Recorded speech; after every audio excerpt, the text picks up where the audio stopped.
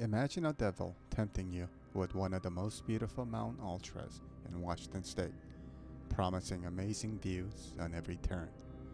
You get to run along a narrow ridgeline on top of massive cliff faces with sweeping views of snow-capped mountains and forests below, a vantage point that offers 360-degree views of surrounding landscapes, and huge rock formations extending out from the ground. The price? Well, unfortunately, is held in Devil's Inferno. Devil's Gulch Ultra, held in middle of July in Wenatchee, Washington, where temperatures can soar past 100 degrees, and with only 3 fully stocked aid stations in first 48 miles, this race will test and demand every runner's endurance and self-sufficiency.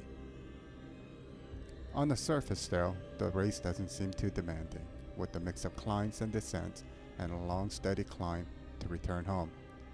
In fact, I actually thought the race looked fun seeing it on the map. However, as Mike Tyson once said, everybody has a plan until they get punched in the mouth. Well, that pretty much sums up Devil's Gulch Ultra perfectly.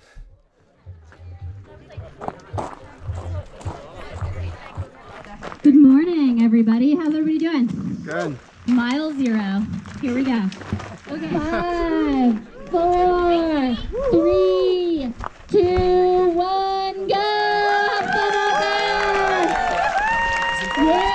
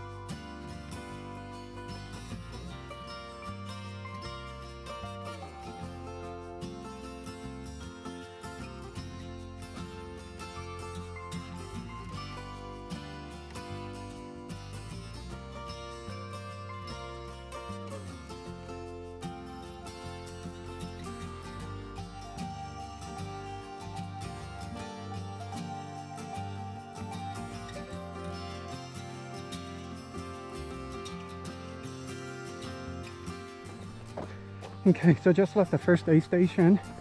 We're about 11 miles into the run, about 3 hours into it. So about 9:30 now, and the next section is about 12 miles. Going to volunteer, it's going to be fully exposed. It's going to be hot, so but luckily it's mostly downhill. So hopefully I can pick up some time heading into the second aid station, which is about 23-mile mark.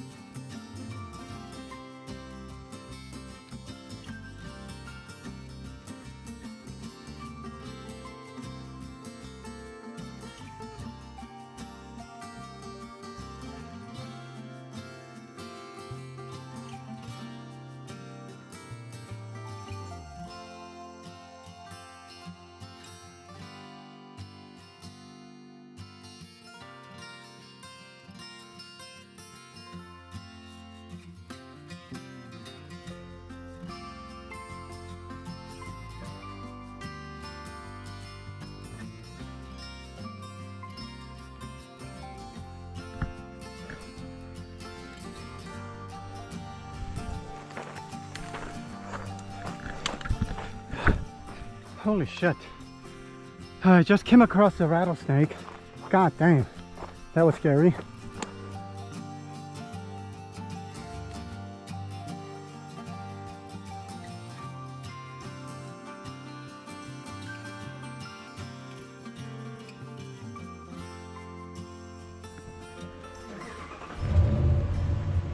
Okay, so that's the aid station number 2. About 24 miles, 24 miles into the race. So far so good, a little hot. I think we're probably at 90, 95 around there. Yeah, glad I did some heat training. Good job, man. Hey, you too. Yeah. Go get him. Yeah. So right now about 6:25 now. I got here a little after 6.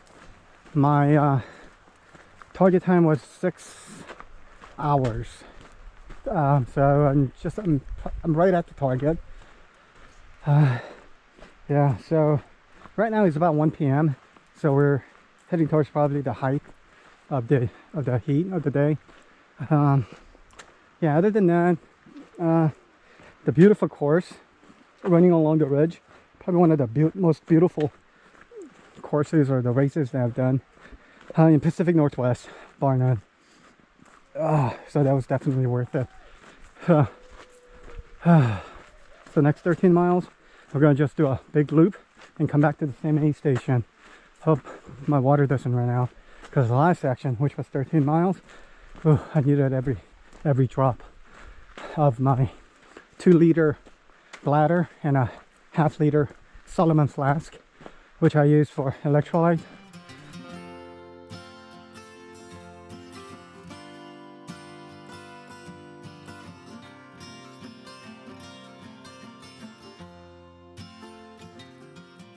Okay, so I'm about 31 now. 31 miles. Beautiful view continues. But these sections are starting to get ridiculously long. Just areas. Just 13 miles, no water.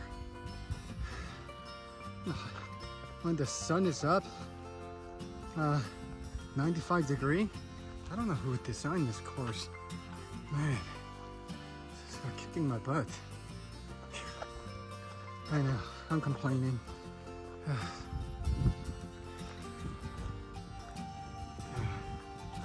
Hopefully I'll make it back to the aid station, which is 36 mark.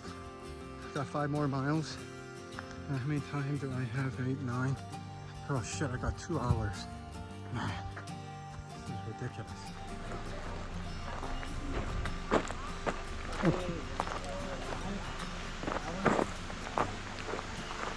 Okay, so leaving the Mission Creek aid station, second time, 36. We got 14 hours or 14 miles? 14 miles. All right. Oh, I didn't think we were gonna make it, man. Yeah. So far, the course has been terrible. What's the hardest part? The heat, you think? The heat. Yeah. No water. No water. You got any blisters? No. No? Good. My socks and my shoes. Yeah. Thought I had some blisters. Oh. Good. Wow. Okay, so this is a 39-mile check-in. 39, so I got 11 more miles to get to the 50. Oh. So at the last aid station, 36 miles, they eliminated the cutoff because it was so hot and too many people were dropping. So I think the weather got up to 98 today, which is freaking crazy. So without that extended cutoff, I would have missed the 36-mile cutoff by about 15 minutes. But luckily, I was able to continue. So the last section here is about 14 miles, steady incline to get to the 50. So the course is really beautiful, especially the first 15 miles when you're running along the ridge.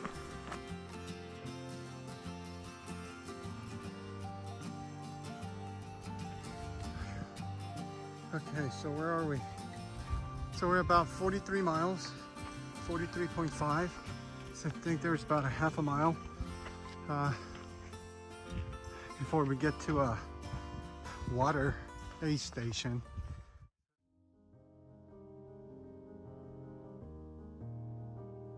This was a very difficult 50-mile ultra.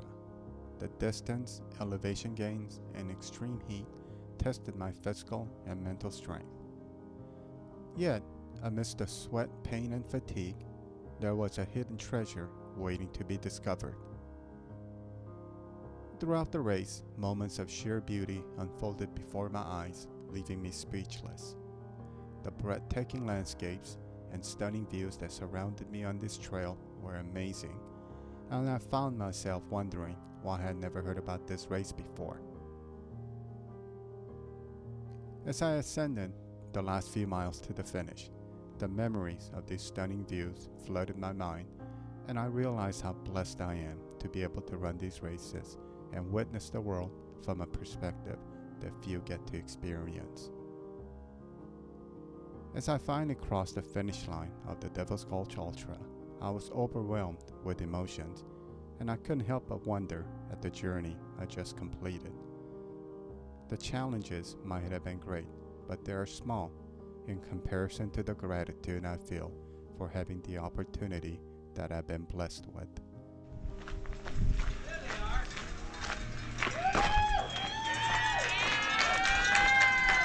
Oh man.